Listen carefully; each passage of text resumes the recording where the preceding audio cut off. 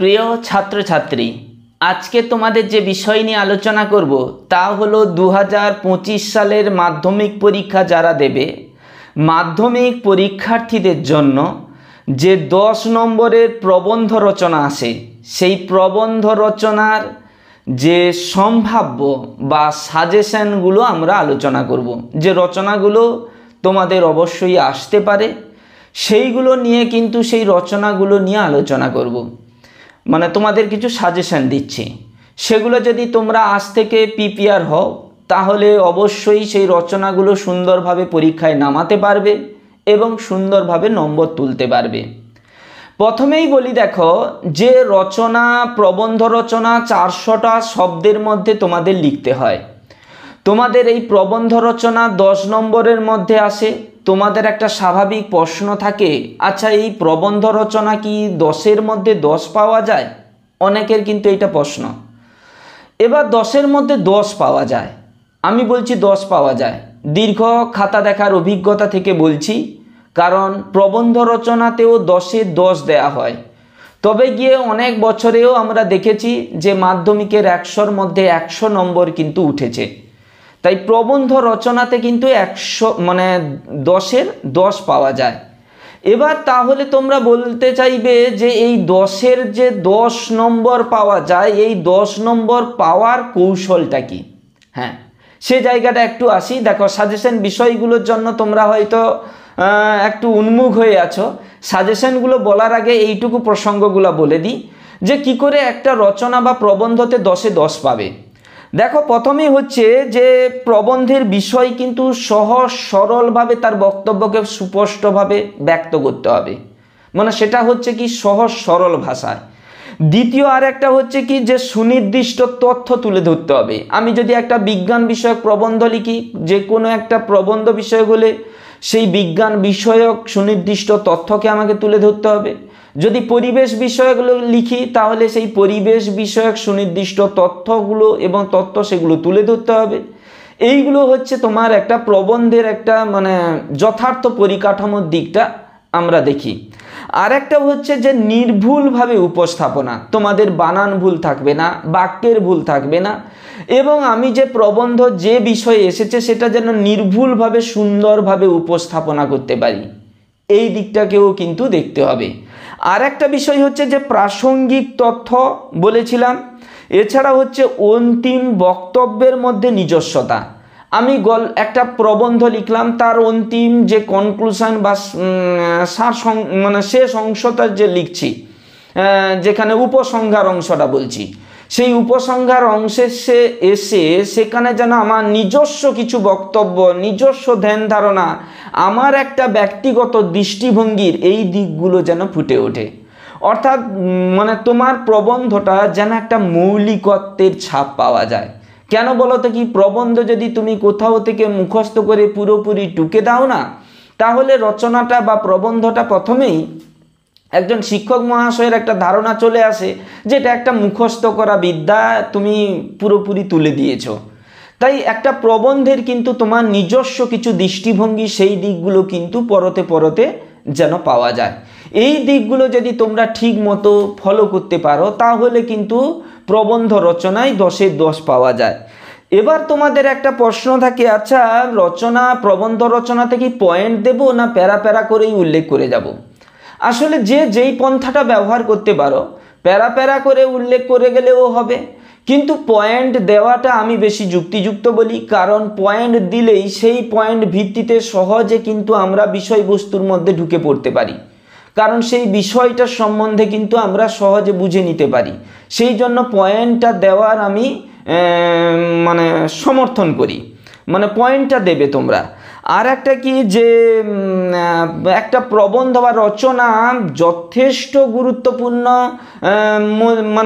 গুরুত্ব পাবে যখনই সেখানে প্রাসঙ্গিক কিছু কোটেশন ব্যবহার করবে। কোটেশন কিছু সাহিত্যিকের বিশেষ কবিতার লাইন বা বিশেষ প্রসঙ্গক্রমে অন্য কোনো সাহিত্য থেকে তোলা অংশ প্রাসঙ্গিক কোনো ব্যক্তির কোনো মহাপুরুষের বাণী বা বক্তব্য, এগুলো কিন্তু যদি তুলতে পারো তাহলে কিন্তু সেই প্রবন্ধ রচনা আরও বেশি গাম্ভীর্য, মানে গাম্ভীর্য বলবো না, সেটা অনেকটা বেশি আরও মানে তাৎপর্যমণ্ডিতভাবে সেটা আরও উন্নত হয়ে ওঠে। আসলে এই দিকটাকে কিন্তু খেয়াল রাখবে, অন্য কোনো কোটেশন তুমি যখন ব্যবহার করছো সেগুলো কিন্তু নিট অ্যান্ড ক্লিন যথার্থভাবে সেই কোটেশনটা তোলা হয়। কারণ সেখানে যদি ভুল ভ্রান্তি থাকে তাহলে কিন্তু কোটেশন এই ভুল তোলার কারণে তুমি নম্বর অনেকটা কম পাবে। যেমন তোমাদের এই কোটেশন প্রসঙ্গে বলি, ধরো এলো যে তোমার প্রিয় বই বা প্রিয় লেখক বা তোমার ব্যক্তিগত অভিজ্ঞতা বিষয়ক কোনো একটা মানে লেখক বিষয়ে, তখন তুমি এইভাবে একটা সাহিত্যের কোটেশন দিয়ে শুরু করতে পারো, বিশ্বজোড়া পাঠশালা মোর সবার আমি ছাত্র, নানানভাবে নতুন জিনিস শিখছি দিবারাত্র, এই পৃথিবীর বিরাট খাতায় পাঠ্য যেসব পাতায় পাতায়, শিখছি যেসব কৌতূহলে সন্দেহ নেই মাত্র। এইভাবে একটা সুন্দর ছোট্ট কোটেশন দিয়ে, এটা সুনির্মল বসুর লেখা সবার আমি ছাত্র কবিতা থেকে নেওয়া হয়েছে। এই যে প্রসঙ্গ, এই উৎসটাও তুলে দেবে তোমরা ব্যাকেটের মধ্যে। এইভাবে ছোট ছোট এই কবিতা লাইন বিশেষ এই অংশগুলো কিন্তু যদি তুলে দিতে পারো না, তাহলে কিন্তু রচনার আরও সেটা অনেকটা মাধুর্যতা পায়। এবার আমরা চলে আসি যে 400টা শব্দ। 400টা শব্দ দেখো, একটা যদি লুজ দেওয়া হয় বোর্ডের খাতায় দেখবে, মানে লুজ সাধারণত 2 পেজের হয়। এই 2 পেজে যেভাবে খাতাটা মানে ঠিক বর্গ আকৃতির মতনই কাগজগুলো হয়, আয়তক্ষেত্রের শেপ যেমন আমরা সাধারণ লিখে এসেছি, দেখবে বোর্ডের খাতাগুলো কিন্তু কিছুটা অনেকটা চওড়া বেশি। সেখানে তোমার দুদিকে মানে মার্জিন দেওয়ার পর 4টা পেজ, মানে একটা লুচের যে একটা কাগজের বোথ সাইড আর একটা কাগজের বোথ সাইড, এবার মিলে এই 4টা পেজ যদি তুমি কমপ্লিট করতে পারো, এটা মোটামুটি একটা যথার্থ হিসাবে 400টা শব্দ। তবে রচনা দেখতে গিয়ে কখনো শব্দ সংখ্যা হিসেব করা হয় না, কিন্তু এমন নয় তুমি 5 পাতা 6 পাতা 7 পাতা ধরে লিখে ফেললে একটা রচনা, সেটাও যেমন ঠিক নয়। আবার তোমার 400টা শব্দের দিক থেকে তুমি হয়তো 1 পাতা মানে একটা পেজের সামনের অংশ আর কিয়দ অংশে ধরো 1.5 পেজ মানে পৃষ্ঠা লিখলে, পৃষ্ঠা যদি লিখো তাহলে সেটা কিন্তু যথার্থ হবে না। তাই এই দিকগুলো কিন্তু তোমরা অবশ্যই খেয়াল রাখো, আর অবশ্যই কিন্তু তাহলে 10এ 10 কিন্তু পেতে পারবে। এবার আমরা আসি তোমাদের মূল সাজেশন পর্বে, যার জন্য উৎকণ্ঠায় আছো যে এই সাজেশনগুলো লাগবে। তো আমি বলছি 100% লাগবে অবশ্যই। তোমাদের রচনা আসে 4টার মধ্যে একেবারে 4টা আসবে এইটা আমি কথা দিতে পারবো না, কিন্তু অবশ্যই 2 থেকে 3টা কিন্তু অবশ্যই লাগতে পারে, মানে 2 থেকে 3টা তোমাদের লিখতে হবে তো একটা, সেই জন্য বলছি 2 থেকে 3টা কিন্তু রচনা লাগতে পারে। আমি যে সাজেশনগুলো দিচ্ছি তার মধ্যে থেকে দেখো, প্রথমে রচনা তোমাদের কেমন আসে, কিছু বিষয় ভিত্তিক স্পেসিফিক রচনা কিন্তু 4টা আসে। যেমন গত বছরে 4টা রচনা এসেছিল, যেমন এসেছিল মানব কল্যাণের বিজ্ঞান, মানে বিজ্ঞান বিষয়ক থেকে একটা, বই মানুষের শ্রেষ্ঠ সঙ্গী, মানে এটা ব্যক্তিগত অভিজ্ঞতা বিষয়ক, দেশভ্রমণের শিক্ষার অঙ্গ, এটাও একটা মানে অভিজ্ঞতা বলতে পারো যে শিক্ষা দেশভ্রমণে, এটাও বিষয় দিয়েছে। আর একটা হচ্ছে কলমের আত্মকথা। এখন কিন্তু আত্মকথা প্রত্যেক বছর কম বেশি রচনা বারবার ঘুরিয়ে ফিরিয়ে আসছে, মানে আত্মকথা বিষয়ক একটা রচনা। তাহলে দেখতে পাচ্ছ তোমাদের রচনা বিষয় কিন্তু বিজ্ঞান বিষয়ক আসছে, আত্মকথা বিষয়ক আসছে, ব্যক্তিগত অভিজ্ঞতা বিষয়ক আসছে, আর একটা আসেনি যেটা হচ্ছে পরিবেশ বিষয়ক, মানে গত বছর আসেনি 2024-এ, তোমাদের জন্য আরও ভেরি ভেরি ইম্পর্টেন্ট, সেটা হচ্ছে পরিবেশ বিষয়ক রচনা। মানে যেহেতু তোমাদের 2024-এ আসেনি, 2025-এ কিন্তু পরিবেশ বিষয়ক রচনা একটা অবশ্যই মাস্ট আসছে। তাহলে দেখো এবার আমি বিজ্ঞান বিষয়ক রচনাগুলোর কথা বলি। বিজ্ঞান বিষয়ক রচনা 1 নম্বর তোমাদের গুরুত্বপূর্ণ হচ্ছে বিজ্ঞান ও কুসংস্কার। একেবারে সহজ রচনা, কম বেশি বিজ্ঞান বিষয়ক পড়লে এটা আমাদের সহজে চোখের সামনে ভেসে আসে যে বিজ্ঞান ও কুসংস্কার, এর উপরে তোমরা একটা রচনা তৈরি করে রাখো। আর একটা হচ্ছে দৈনন্দিন জীবনে বিজ্ঞান, এটা খুব প্রথম থেকেই পড়ে এসেছো, রচনা পড়তে গেলে বিজ্ঞান বিষয়ক পড়তে গেলে দৈনন্দিন জীবনের বিজ্ঞান, এটা নিয়ে আমরা প্রত্যেকেই পড়ি। আচ্ছা, এটা একটা রচনা তোমরা রেডি করে রাখো। আর একটা রচনা 3 নম্বর হচ্ছে প্রযুক্তি বিজ্ঞান ও আমরা। প্রযুক্তি বিজ্ঞান ও আমরা অবশ্যই খাতা পেন রেডি করে নিয়েছো এবং তোমরা অবশ্যই এগুলো মানে খাতায় নোট করে নাও যেগুলো বলছি। তাহলে প্রযুক্তি বিজ্ঞান ও আমরা এটা হচ্ছে তোমাদের 3 নম্বর বিজ্ঞান বিষয়ক রচনা। 4 নম্বর হচ্ছে বিজ্ঞান ও বিজ্ঞান মানসিকতা। 4 নম্বর হচ্ছে বিজ্ঞান ও বিজ্ঞান মানসিকতা। আর 5 নম্বর রচনা হচ্ছে কি বিজ্ঞান আশীর্বাদ না অভিশাপ। বিজ্ঞান আশীর্বাদ না অভিশাপ, এইটা নিয়ে একটা রচনা। তাহলে বিজ্ঞান বিষয়ক হচ্ছে 5টা রচনার কথা বললাম। তোমরা কিন্তু এই ভিডিওটা মানে স্কাইপ করে দেখবে না, প্রত্যেকটা অংশ কিন্তু যথেষ্ট মন দিয়ে কিন্তু শোনো। তাহলে কি বললাম, বিজ্ঞানের যে রচনাগুলো কি বলছি, বিজ্ঞান ও কুসংস্কার, দৈনন্দিন জীবনে বিজ্ঞান, প্রযুক্তি বিজ্ঞান ও আমরা, বিজ্ঞান ও বিজ্ঞান মানসিকতা, আর একটা হচ্ছে বিজ্ঞানের আশীর্বাদ না অভিশাপ। এটা নিয়ে আমরা বললাম। এই 5টা রচনা তোমরা বলবে বিজ্ঞান বিষয়ক থেকে তো একটা রচনা আসবে, অবশ্যই এখান থেকে 5টার মধ্যে পড়ে রাখলেই একটা লেগে যাবে। এই চালাকিটা কিন্তু করতে যেও না, তাহলে কিন্তু অবস্থা শেষে আমাকেই দোষারোপ করবে। হয়তো পরীক্ষার পরে কেউ কমেন্ট করে বলবে স্যার বিজ্ঞান বিষয়ক থেকে তো একটাও রচনা আসেনি। এটাও হতে পারে। কেন বলছি, কোনো বছরের কোনো বিষয় কিন্তু অমিট করে। দেখো 2024 সালে পরিবেশ বিষয়ক রচনা কিন্তু আসেনি। তোমরা হয়তো বলবে না না বিজ্ঞান বিষয়ক রচনা সব সালে এসেছে। না, 2018 সালে কিন্তু বিজ্ঞান বিষয়ক রচনা একটাও আসেনি। তাহলে তোমরা এই রিস্ক নিয়ে তোমরা যাবে না। আমি আশা রাখছি যে শুধুমাত্র বিজ্ঞান বিষয়ক রচনা নিয়ে পড়ে যাবে না, কারণ বিজ্ঞান বিষয়ক রচনা নাও হয়তো দিতে পারলো, একটাও দিল না, তোমাদের অন্য 4টা রচনা তুলে দিল। তাহলে সেই জন্য পরবর্তী সাজেশনগুলো অবশ্যই সেগুলোকেও তোমাদের ফলো করতে হবে।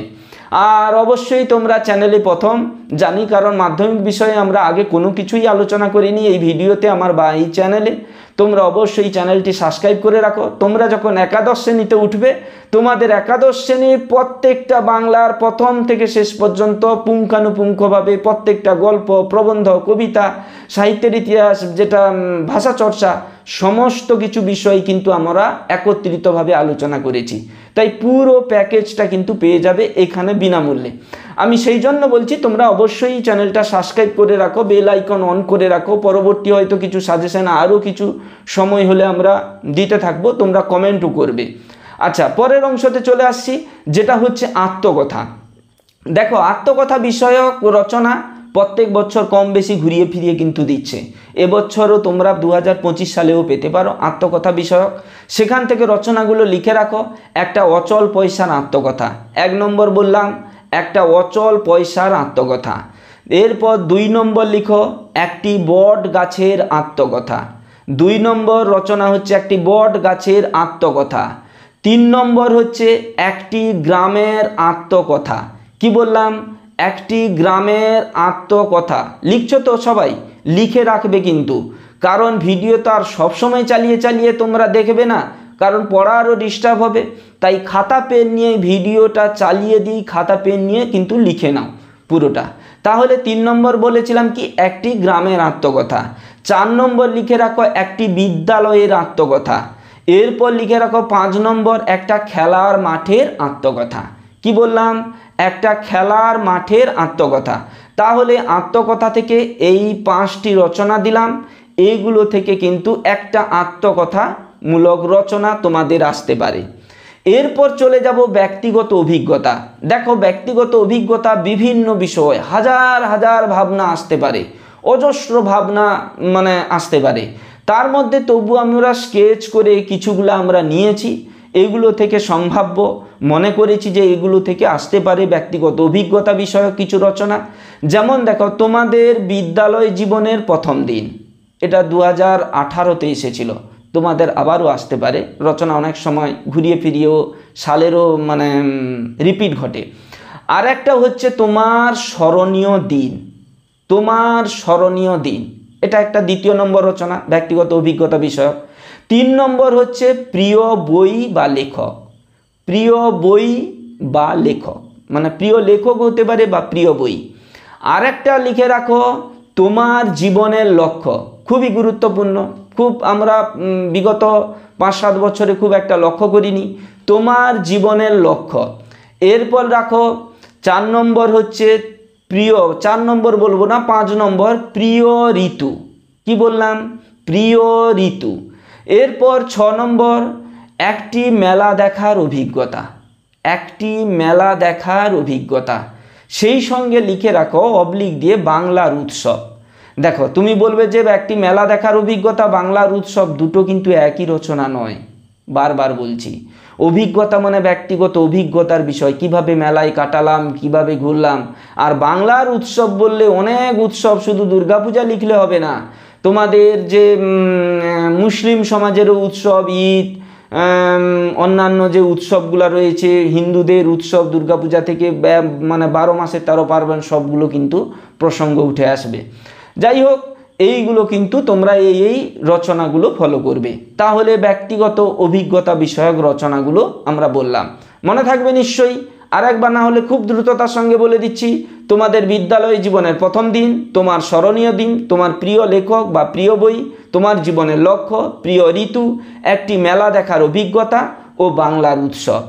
এবার চলে আসি সবচেয়ে গুরুত্বপূর্ণ, যেটা বলেছিলাম গত বছর তোমাদের পরিবেশ বিষয়ক কোনো রচনা দেয়নি, এবছর পরিবেশ বিষয়ক থেকে রচনা একটা অবশ্যই থাকছে। যেমন কি 1 নম্বর হচ্ছে পরিবেশ দূষণ ও আমাদের ভবিষ্যৎ। তাহলে এটা অবশ্যই করে রাখো। 1 নম্বর পরিবেশ বিষয়ক হচ্ছে পরিবেশ দূষণ ও আমাদের ভবিষ্যৎ। এটা কিন্তু কখনো লিখে ফেলো না, পরিবেশ দূষণ ও তার প্রতিকার। তাহলে এরকম রচনা লিখলেও নাম্বার কত পাবে? 10-এর মধ্যে 3, 4, 5 এরকম করে নম্বর দিবেন। কারণ এই রচনার সঙ্গে কিন্তু অনেক ভাব মানে সামঞ্জস্য নেই। যাই হোক, যেটা বললাম পরিবেশ দূষণ ও আমাদের ভবিষ্যৎ। 2 নম্বর হচ্ছে আমাদের জীবনে পরিবেশের ভূমিকা। 2 নম্বর কি বললাম? আমাদের জীবনের পরিবেশের ভূমিকা 2 নম্বর। 3 নম্বর বলছি পরিবেশ সুরক্ষায় ছাত্র সমাজ। 3 নম্বর পরিবেশ সুরক্ষায় ছাত্র সমাজ। 4 নম্বর হচ্ছে একটি গাছ অনেক প্রাণ। আগে বলতাম একটি গাছ একটি প্রাণ, এখন কথাটা হয়ে গেছে একটি গাছ অনেক প্রাণ। এরপর লিখো 5 নম্বর বিশ্ব উষ্ণায়ন, বিশ্ব উষ্ণায়ন। আর 6 নম্বর লিখো বন ও বন্য প্রাণী সংরক্ষণ। 6 নম্বর হচ্ছে বন ও বন্য প্রাণী সংরক্ষণ। আর একটা রচনা অবশ্যই করে রাখতে পারো, সহজ রচনা, সবাই কম বেশি পড়ে রাখো, যেটা হচ্ছে পরিবেশ দূষণ ও প্রতিকার, যেটা আমরা প্রথমের দিকে অংশতে বলেছিলাম। আচ্ছা, এই হচ্ছে তোমাদের 6-7টি রচনা, এই পরিবেশ বিষয়ক রচনা। এগুলো তোমরা মন দিয়ে পড়ো। তোমাদের অবশ্যই এখান থেকে যে গুরুত্বপূর্ণ রচনাগুলো পরীক্ষায় আসবে, তোমরা আগে থেকে সেই মতো করে ভালো করে প্রস্তুতি নাও। যেটা ভিডিওর প্রথম অংশতে বলেছিলাম, রচনার ভালো নাম্বার পেতে গেলে কীরকম ধরনের পদ্ধতি অবলম্বন করতে হবে, সেগুলো তোমরা অনুসরণ করো। আর সকলে ভালো করে পড়াশোনা করো, সকলের জীবনে সাফল্য নেমে আসুক। এইখানেই তাহলে আমরা শেষ করছি। আর অবশ্যই চ্যানেলটা সাবস্ক্রাইব করতে ভুলো না।